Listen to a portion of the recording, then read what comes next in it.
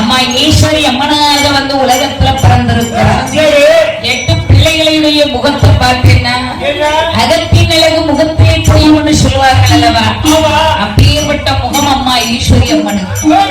8 பிள்ளைகளும் பிறந்த உடனே எல்லோருக்கும் தான தர்மங்கள் கொடுத்தார்கள். அப்படி தர்மங்கள் கொடுக்கணுமா? குழந்தைகள் பிறந்தா வீட்டுல முதல்ல இனிப்பு கொடுக்கணும். இனிப்பு கொடுத்தாத்தான் அந்த பிள்ளைகளுடைய வாழ்க்கை எப்போது இனிப்பாக இருக்கும். நம்ம வீட்டுக்கு குழந்தை பிறந்தது, ஒரு கல்யாணம் நடந்தது, இல்ல ஒரு புதுமணி புகுவிழா, இல்லன்னா புதுசா ஒரு செயின் வாங்கியிருக்க, ஒரு வண்டி வாங்கியிருக்க, எந்த ஒரு சிறப்புகள் வீட்டுக்கு நடந்தாலும் அப்படி குழந்தையும் கோயில் வரும்போது சும்மா கையை வீசிட்டு வரக்கூடாது.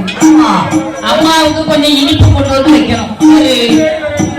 ஏதாவது ஒரு இனிப்பை கொண்டு வந்து கோயில வச்சு அந்த இனிப்பை நம்ம கையால ஒரு 10 பேருக்கு அள்ளி கொடுக்கணும். சரி, அப்படி கொடுத்த வச்சுக்க, நீ 1 மடங்கு இனிப்பு கொடுத்தேன்னா அம்மா 10 மடங்கு உனக்கு இனிப்பு அடுத்த வருஷம் கொடுப்பா. அதுக்குதான் கோயில் கொடுக்க சும்மா கையை வீசிட்டு வரக்கூடாது. ஆமா, அம்மாவுக்கு குழந்தை நீ இனிப்பு கொடுத்தேன்னா என் வாழ்க்கையில இனிப்பு நடந்திருக்குமா அப்படின்னு சொல்லி நீ கொடுத்தேன்னா காலையில கொண்டு வைக்கணும். சரி,